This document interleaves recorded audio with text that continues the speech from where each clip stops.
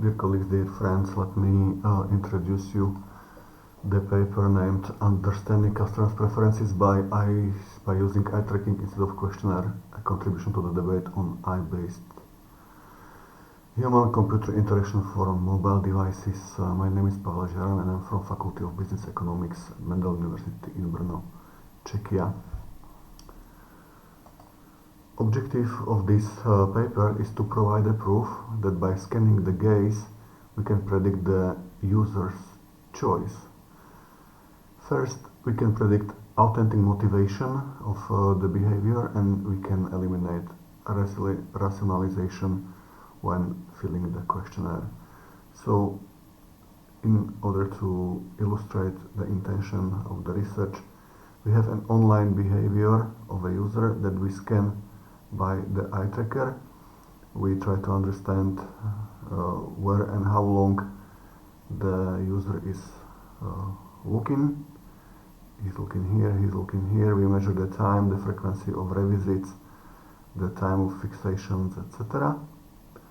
And then we ask the user how much he prefers this or that product by using a classic Likert scale questionnaire. We call it in this paper explicit questionnaire. How to provide this proof, how to show that the gaze can be the predictor of behavior, can predict authentic motivation, and can eliminate the rationalization of questionnaire filling. So here is the methodology. We used two measures.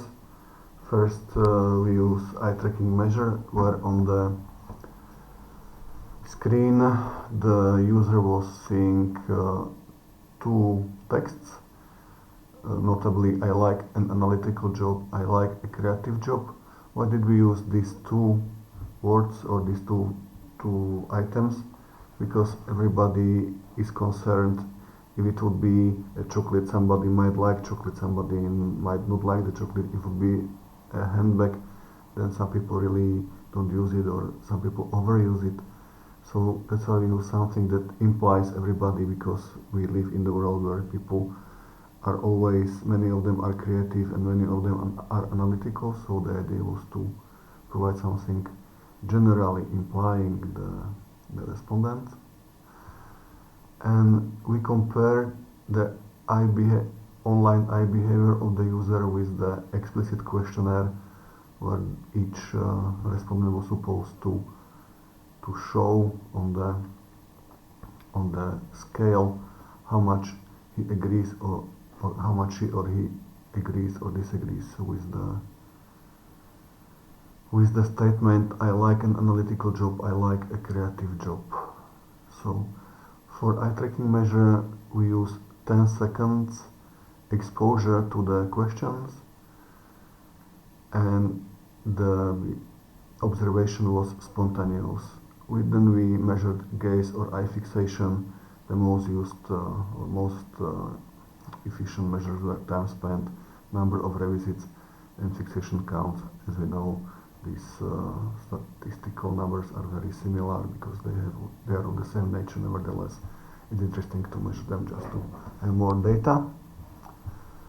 And questionnaire, it was a questionnaire-based, screen-based, and measures were continuous, which means it was not 1, 2, 3, 5, but user was able to choose any segment of the scale.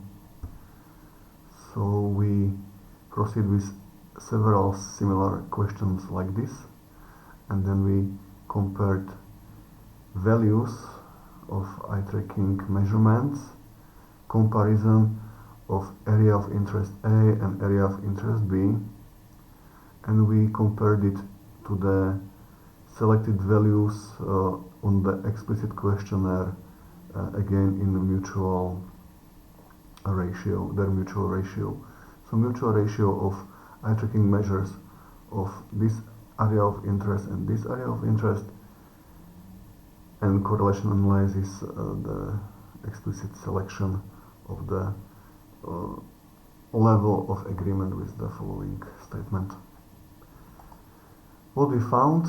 We found that The time spent on two respective areas of interests and their comparison creates a strong and significant correlation with the explicit choice. On the classical questionnaire, it holds for time spent for gaze, time spent for fixation count revisits, etc. To be more explicit, or maybe just remind, we use Spearman coefficient. For the correlation analysis, here we see the graphical illustration of the correlation coefficients. So we see the time spent is the most illustrative value. Time spent in gazes, time spent in eye fixations. So we see that there is really a strong relation between choosing by looking and answering to the particular questionnaire item. For more illustration, we add the 3D graphs. On this axis, we see the specific answer to the value A on the explicit questionnaire, specific answer to the item B on the explicit questionnaire, means classical questionnaire, and here we see the ratio of time spent in fixations, area E, area A versus area B. So we see that there is again very strong correlational connection or relation. So implications and conclusions of our research are very straightforward and promising. Just by looking on the item, we can predict consumer preferences. So it provides a wide scope of implications in the mobile industry, both in scientific and commercial applications. As regards the originality or value, honestly, we didn't find similar research to ours. The idea was quite original and, let's say, innovative, at least for us. If something similar already exists, then we're more than happy to compare and to see what was done by other authors. So as we haven't found anything similar, we think the most similar and most relation will be found in the research concerning attention-based research and also the research concerning episodic memory collection. Thank you very much for your kind attention and for correspondence. If you wish, my name is Ziaran, Faculty of Business Economics, Med University in Brno, Czechia. Email pziaran@gmail.com. Thanks for your attention again.